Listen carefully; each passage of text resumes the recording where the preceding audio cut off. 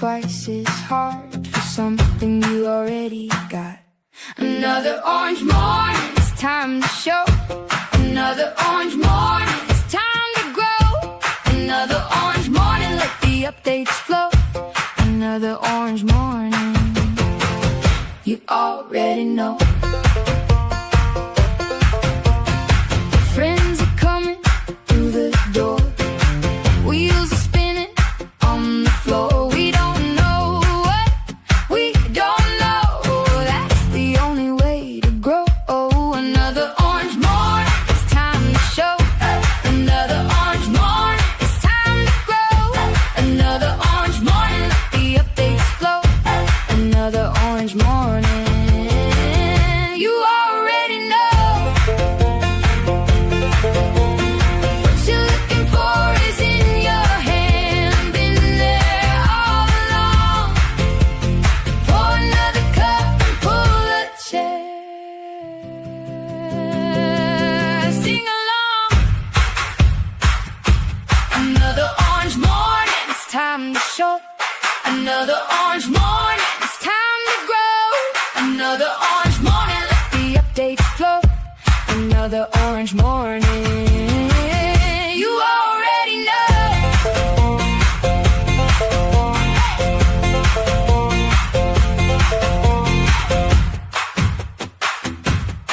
Hey!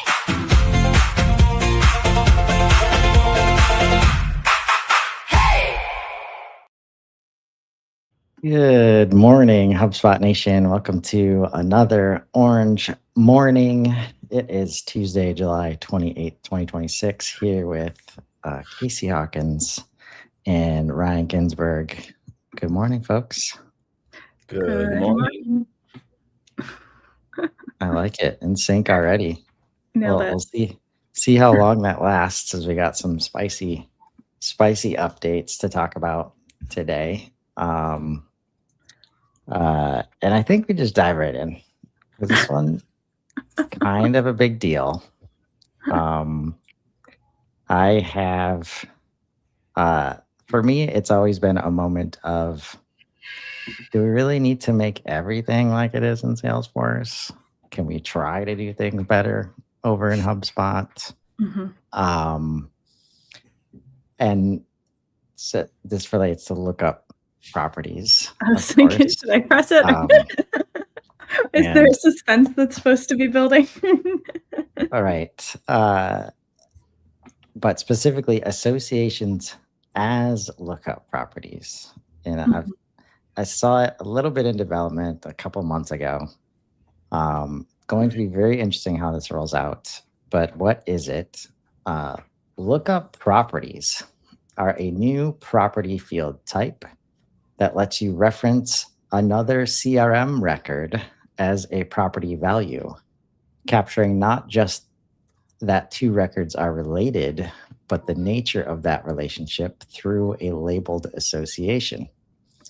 Lookup properties will be available everywhere properties are surfaced today, on record pages, forms, lists, workflows, reports, and custom views.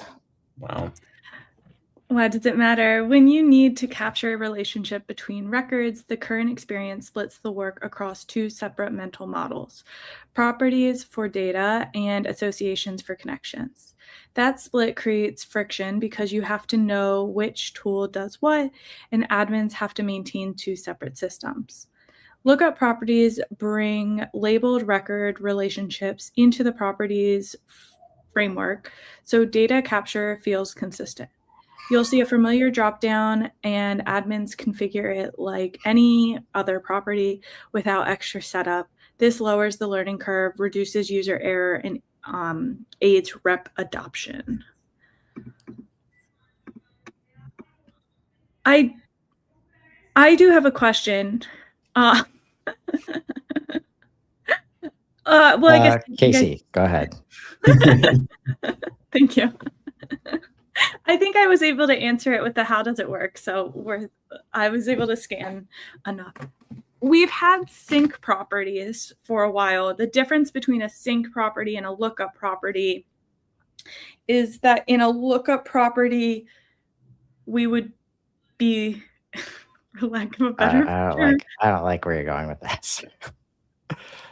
looking up another record, like versus like the sync is coming from the association to. Yeah, the lookup is looking for other records. Mhm. Sync Whereas properties sync is trying to sync with properties on those records. Okay. And I think it was always my hunch that they were just trying very hard not to bring lookup properties into HubSpot and like do association labels and manage things that way. Mhm. Honestly, this is like a shortcut to still doing that, like the way that they're approaching this. Like, Mhm. and I think we're selling a lot of our users and admins short in the way that we're talking about this. Why does it matter specifically? Like Mhm. two separate systems. You kind of got to know how your data is related, folks, whether it's in a lookup property or not, to know what you should be picking at any given time, right? I think the big win for most will be that forms edition, like out of the Okay. box, having lookup properties in forms is going to be huge. That's like one of the most common customizations I think that everybody's felt has been harder than it should be, Mhm. right? So I think that's going to be a big win for most, but Mhm. whether or not this solves like all of the do I need to learn how my records are associated issues or not, I don't know. And I worry that it could turn into a trap of like, if you don't know the association label that's related to it, like we need our sales folks especially to know like those relationships inside and out and how the data works together. Don't we think it helps with adoption though? Like, I think I've been in countless moments where, you do need to go associate that one contact. And don't forget to apply the right association label to that contact. Like, please don't forget. Like you have to do that extra click. It sounds like they solve for the usability of it because it's this lookup property will always have that label tied to it. So admins get the moment to configure exactly what relationship we're trying to put on the record in the moment. So I think adoption and I think enforcement of it, right? Like in a very intuitive way is actually going to pay itself back in meaningful ways. Your data is going to get cleaner, your relationships are going to be better understood, and that's the hope also, right? You open up that sidebar panel, you'll see the contact record and the label, and then like people can connect the dots faster on why association labels are important and what they actually mean. I think where I'm always trying to train the opposite way is like educating people on one, associations, and then two, labels, right? And it takes time, right?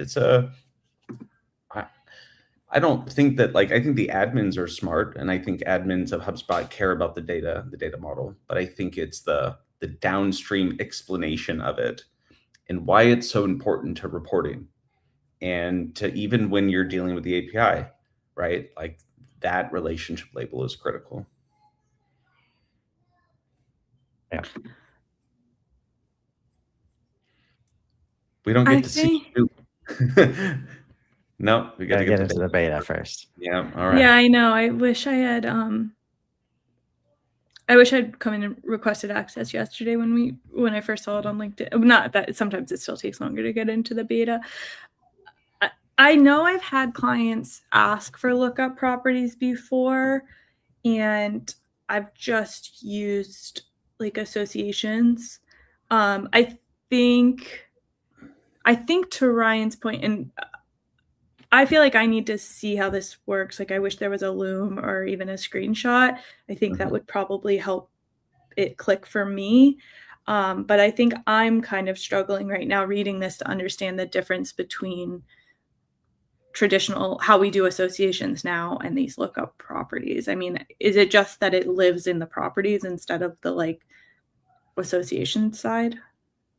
Yeah, I think that's how I would envision it, right? Is so it's kind of like a multi-select checkbox, right, with a little search bar at the top, but instead of you defining specifically what values go into that pick list, right? It's a real-time like list of that object's records. Um, what I do remember, like I tried implementing this a while ago before this feature existed because there was a way via API to create these, right? There was some hidden hack that allowed and supported this. What was really challenging in that day, and I'm more curious how they're like going to solve for it, naming conventions, Yes. because you have like very limited space in this drop down search and select, and if your naming conventions aren't intentional, right?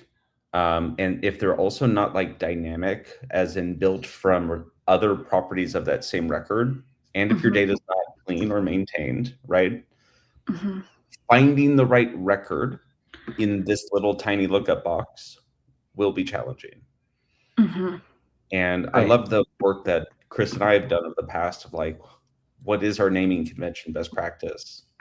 And I was even thinking about like when you are building custom objects, for example, right? Like you have to choose that first primary property, and you need to be very intentional because once you set that, that can't be undone.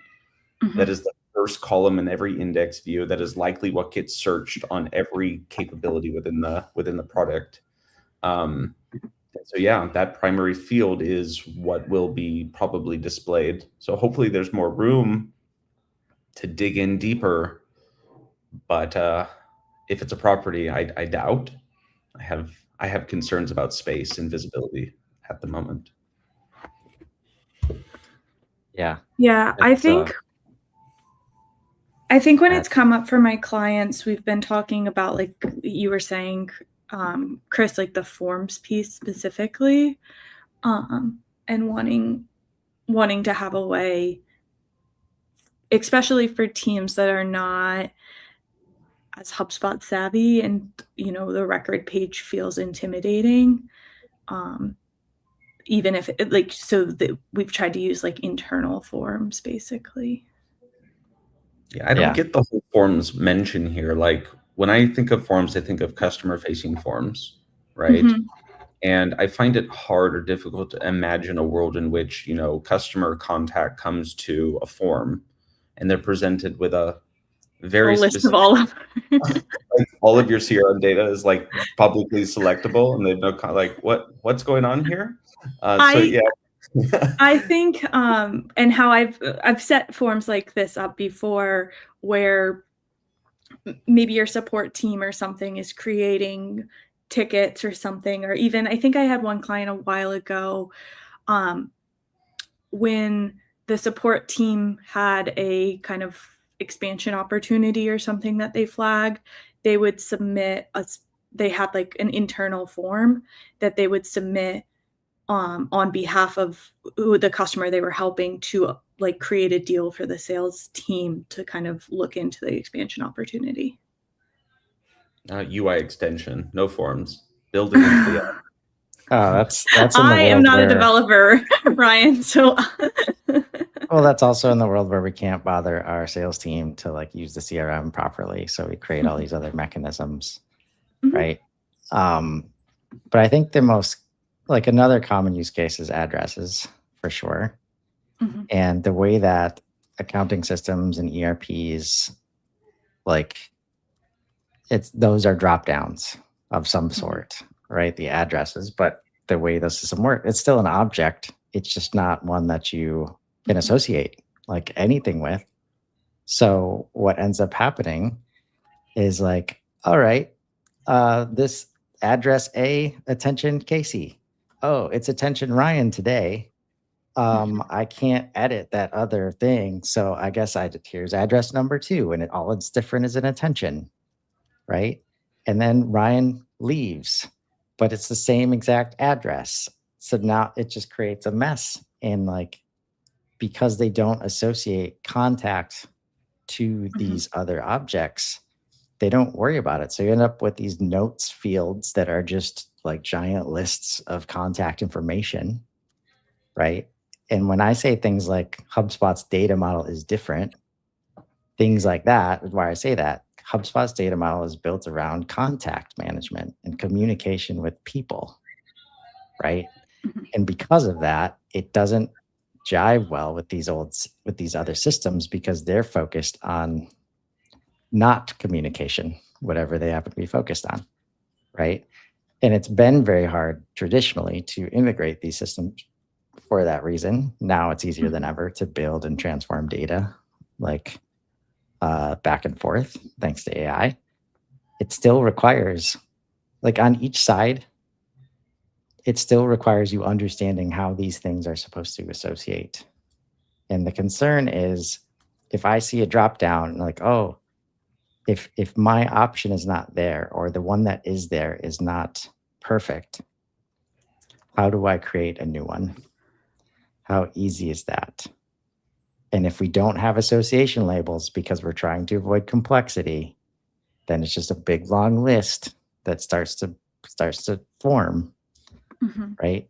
And then you start to do tax compliance stuff where it's like, all right, we got to change every record in the place because our tax compliance software won't work unless it's, formatted in the right way. And we've had 10 different people creating these things over the last 10 years and they all look different. HubSpot's done such a good job of putting the right level of guardrails around those things. So just take care. I look forward to being able to show this soon so that we can dig in. Because I'm all for any shortcut on the way to being better at associating like records together, right? It's just when we kind of talked about it yesterday, like if you go to the level of thinking you don't have to do any critical thinking at all, like that's when messes like start to happen. Well, that's what Breeze is for, right? Like Breeze is going to do the critical thinking for us, right? No, So someday, not yet. Here's an interesting one, Casey. Trigger workflows when a social post is published. This is very interesting to me. This is maybe a pleasant surprise. What is it? You can now trigger a HubSpot workflow automatically when a social post is published. Good thing I didn't take too big of a drink. You didn't have very long there. Why does this one matter? Until now, there was no way to connect social publishing to the rest of your HubSpot automation. The most common requests send a Slack notification to a team channel when a post goes live so employees can engage, reshare, and comment. This connects social to workflows in the same way email forms and deals already are.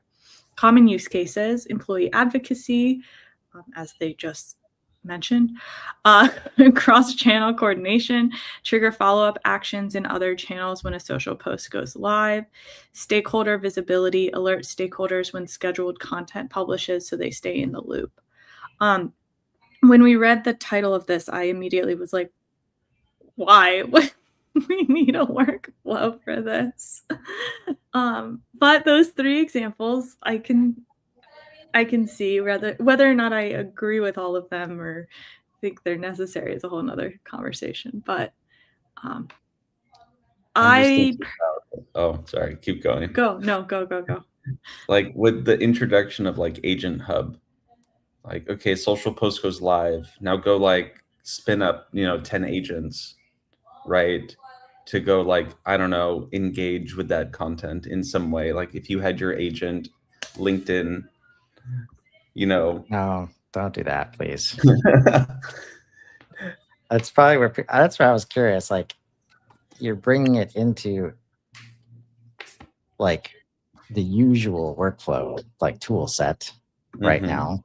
So like, what are you going to do? And I think beyond internal communication, which is a huge need, like the challenge is not letting it get noisy. Like in a Slack channel that's probably already noisy, right? And when you try to automate things like that, it just removes the intention, the value of doing the thing, becomes another box to check.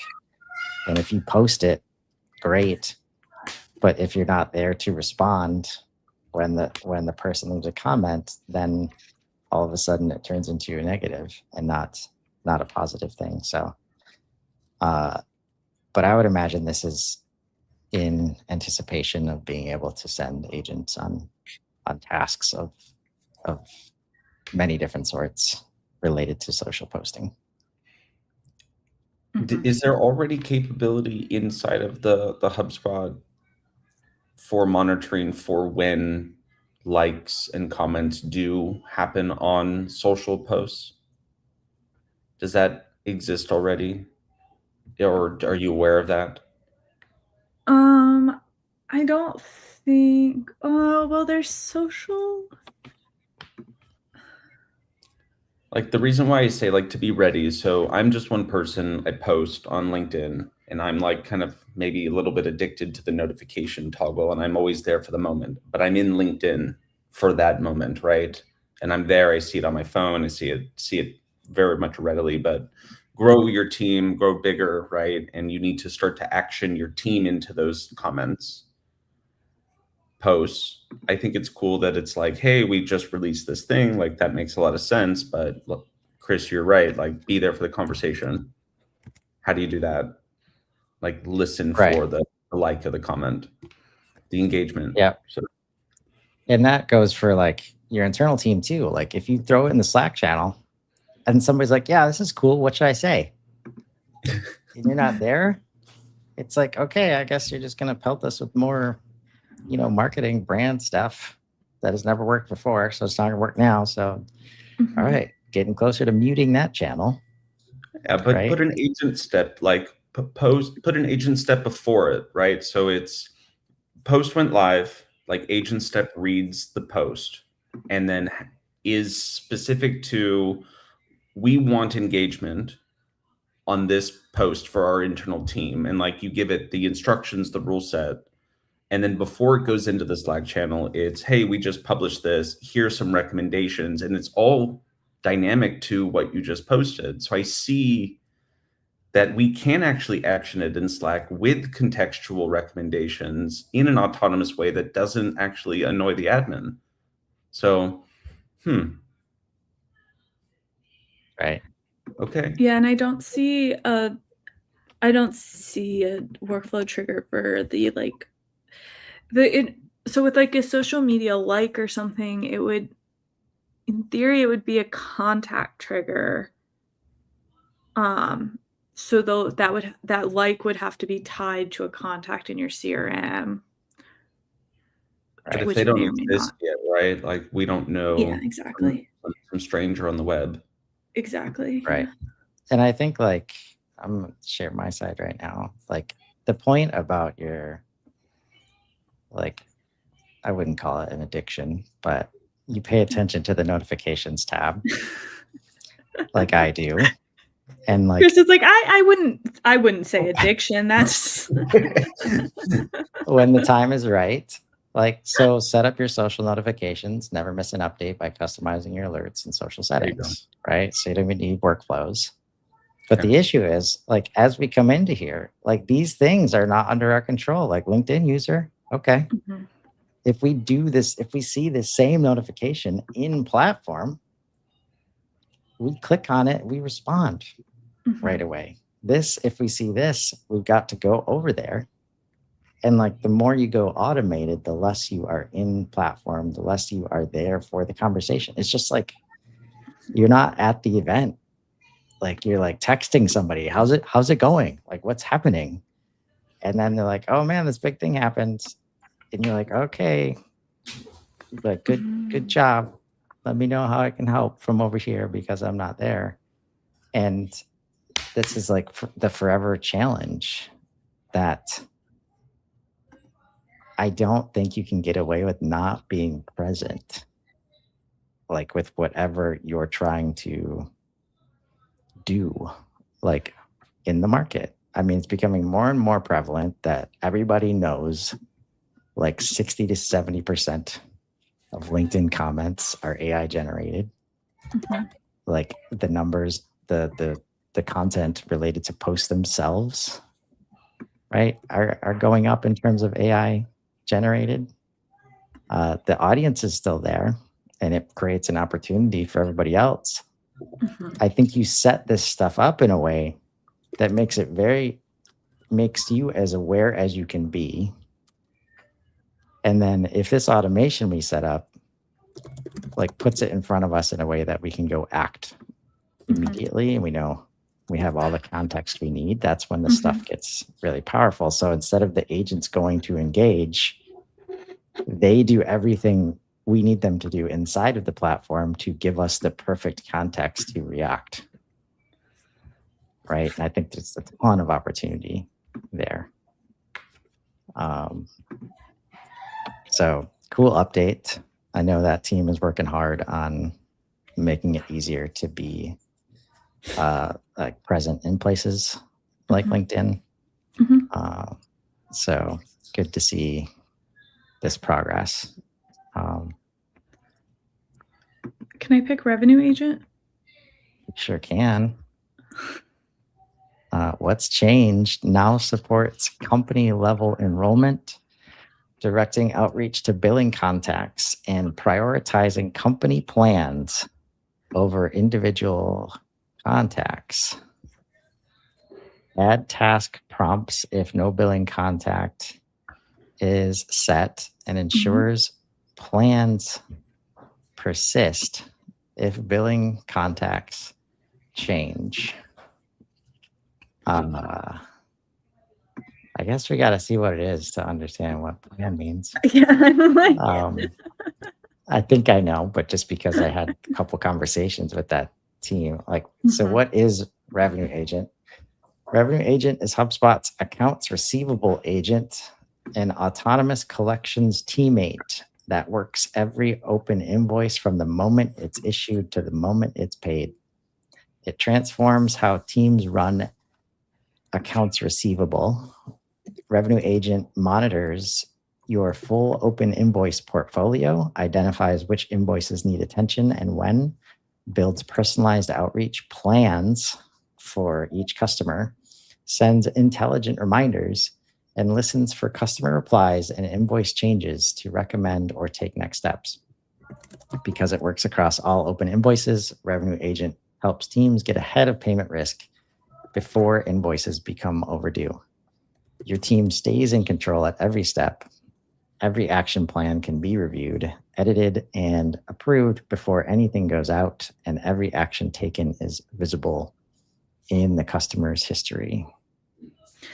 Why does it matter? Accounts receivable is one of the most operationally expensive and underinvested functions in a business, and it directly affects the financial health of every company that invoices customers. Today, most accounts receivable teams manage collections manually. They pool aging reports, decide who to follow up with, write emails, track replies, and update records, and repeat the process every week across every customer and every open invoice.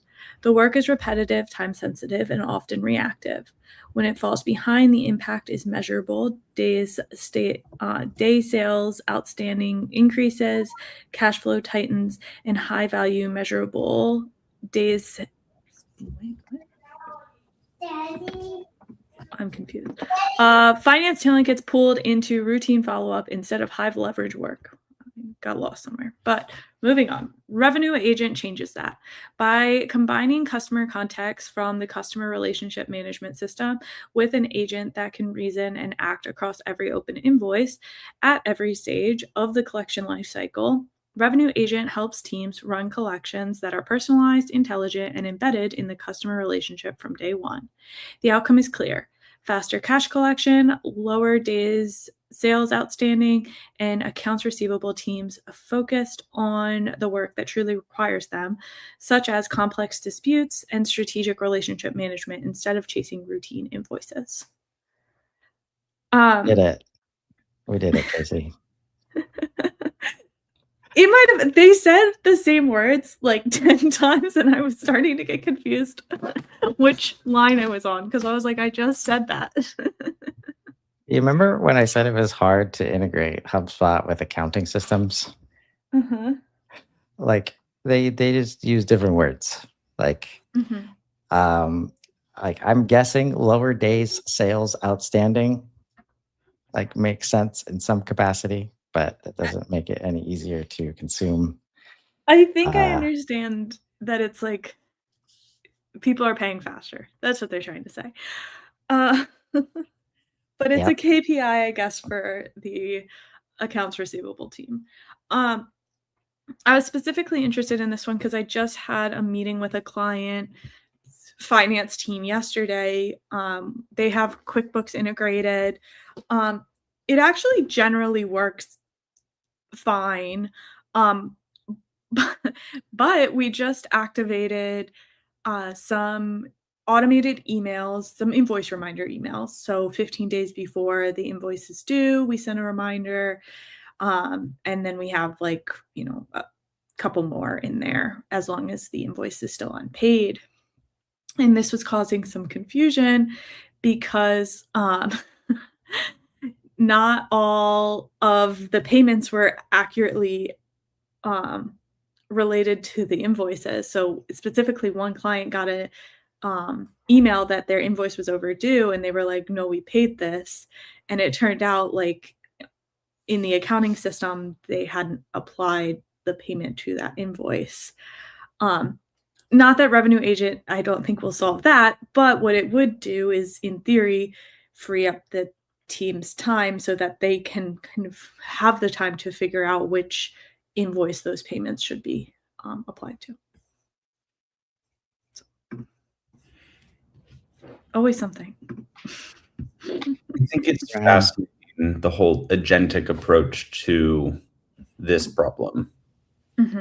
Because if we think about like all of the little decisions that go into deciding whether or not to follow up with a customer or not, right? Those micro things in your head probably don't exist in your CRM, probably aren't reachable in any meaningful way. And for a majority of people that are running their business on HubSpot, they probably don't even have invoices and payment data syncing in. Like Revenue Agent, at the end of the day, requires you to think of it as a platform and start getting that data inside of it and syncing invoice statuses, syncing payments, looking at what they're doing with the contract object in Revenue Hub. Like that whole direction, that whole motion where they're headed will make this very powerful. But I do find it fascinating, like who would write the instruction set for the Revenue Agent inside of a business? What are all the check this, check this, check this, check this, check this? Oh, okay, now do the thing. Yeah.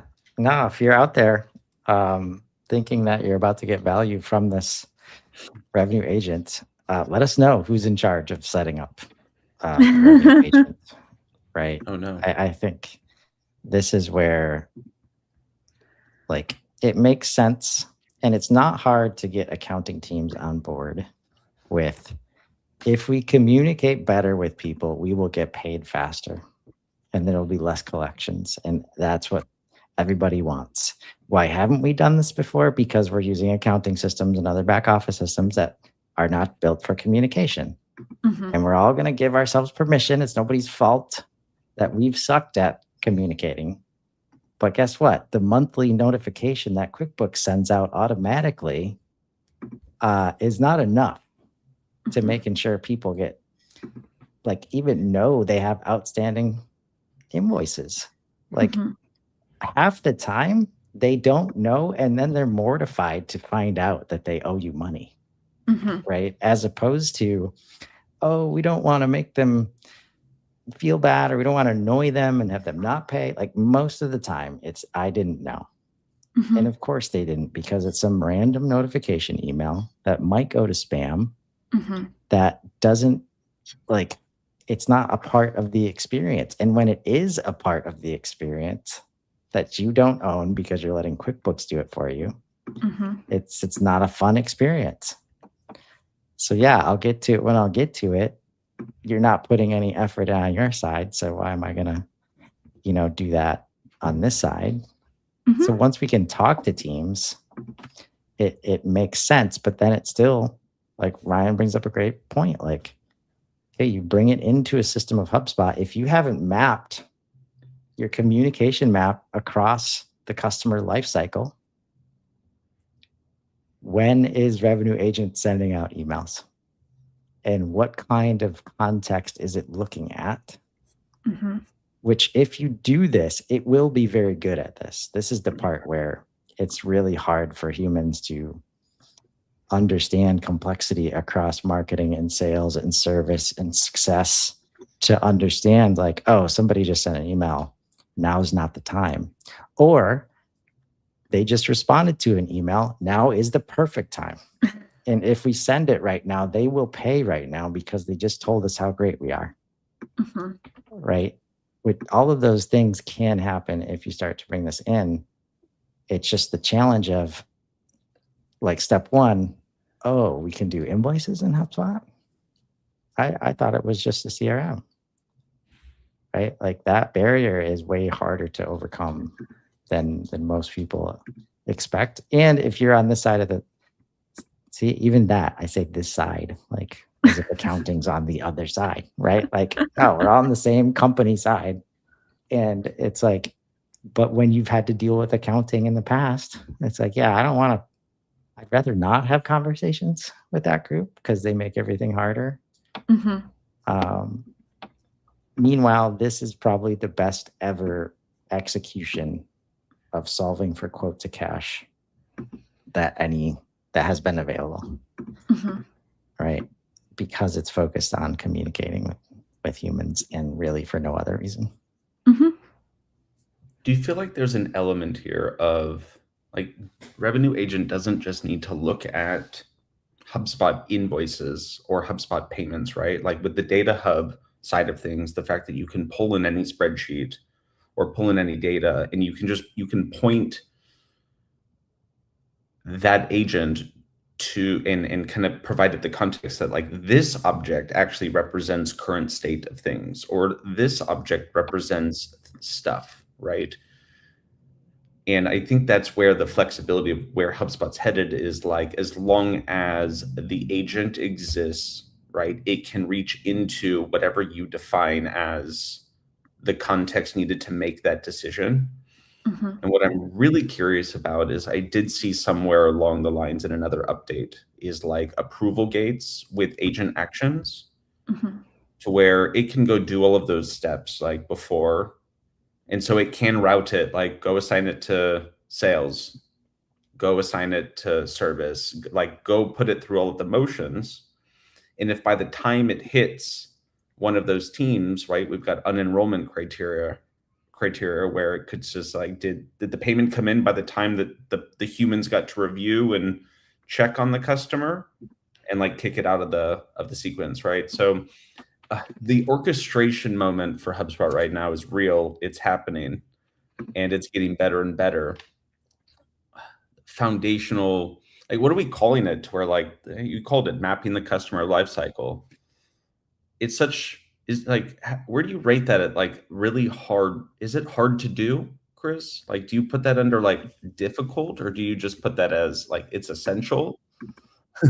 Like, what is? I mean, it should be table stakes for any given company, and I think that's where, if it has to cross teams, it gets infinitely harder.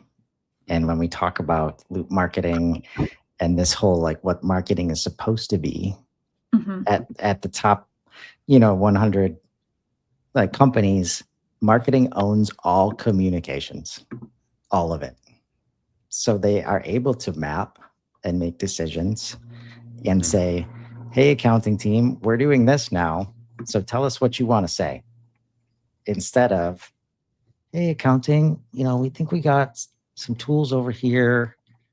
We know you don't like sending out emails, but we could do it really easily over here. We just need you to come like can't do it without you. And like, Join the what? party. CRM? Like, that's for you guys. Like, my job is accounting and the books, right? So if you can't connect it to, like, do you want to get paid faster? Like, you have to focus on, again, what's going to help them. But they have, like, you cannot get away with doing a communications map without covering every touch point in the business that's touching, customers. And that is a challenge, right? But there is a screenshot if you scroll down, because I think it's happening everywhere. I think it's the next one. I was like, there's a few screenshots. I'm going to need Right. more direction. So plan creation, right? And just like I said yesterday, like, if you're gonna use AI to help do a strategic thing, like, have a planning conversation with Breeze, like, first, right? That becomes challenging if AI, in this case Breeze, cannot see all of the context that you want it to see, right? So at the top, it says this contact is a good payer with 2 prior invoices. Like, it's trying to force invoice context and not necessarily all of the things that are associated to that object, which is where the landmines are. Like, when I ask you to pay your invoice and I just sent in a high priority ticket that my system's broken, and you're going to ask me to pay right now, like, even if I'm supposed to, it's like not the best time, right? And so if we can't, and that's hopefully with configuration and, context, and like how the context layer of HubSpot is coming together to support everything, right? This is a very powerful use case. It's just so easy to get it wrong. And like, the more, if it's easy to get wrong and it deals with dollars and cents, most people just pull back and say, all right, that would be amazing, but show me that it works. It's like, well, it's hard to do that because nobody's ever done it before.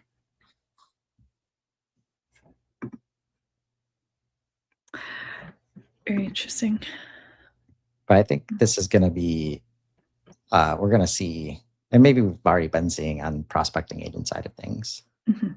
Like, once these agents have clear context, they're going to be way better than like setting up sequences and workflows that are just, you kind of have to guesstimate when the stuff is supposed to happen. And these agents will have real-time signals that they'll be able to act on.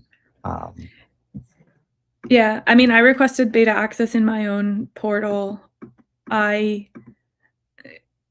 Accounting is my least favorite part of my job, maybe. So anything that will help kind of take some of that off of me potentially. And that's one of the things I talked about with them is like, can we not make it so focused on collections? Because maybe there's a strategy that says, hey, we don't have a lot of collections because we're good at getting people to, pay their invoices before it's 60 days late. Right. But I think it's also worth noting, like, not every agent is made for every team. Like, I was specifically curious about this because I had a conversation with a client yesterday who has a whole accounting team. Like, they have full-time people who do accounting for them. That is not my business. I don't know if this is a great fit for them because they have, they're currently paying people that can probably already do this and do it better, and it's part of their workflows and things like that. I think this might be a better fit for a business like me who doesn't have an accounting team, and I, often do let overdue invoices sit because I only look at my invoices on the first day of the month when I send them out. And then I'm like, oh shit, they didn't pay last month. So, I don't know. Yeah, I should clarify that since then they have been less focused on collections, but you still have collections tab. And because this last statement at the end, revenue agent helps teams get ahead of payment risk before invoices become overdue. Like, that's it. Like, be proactive. You've got all these tools now. Like, don't just say, oh yeah, we're communicating, and it's the monthly notification that here's your balance, here's your balance, here's your balance, as if that's somehow doing the work of making sure people are paying, right? Because it's not. Well, this was a juicy one today. HubSpot putting in the real work to close up almost every gap that we've been experiencing over the years. Thanks so much, Ryan, for joining us today. Thanks for having me. With that, everybody have a great rest of your Tuesday, and we'll see you tomorrow.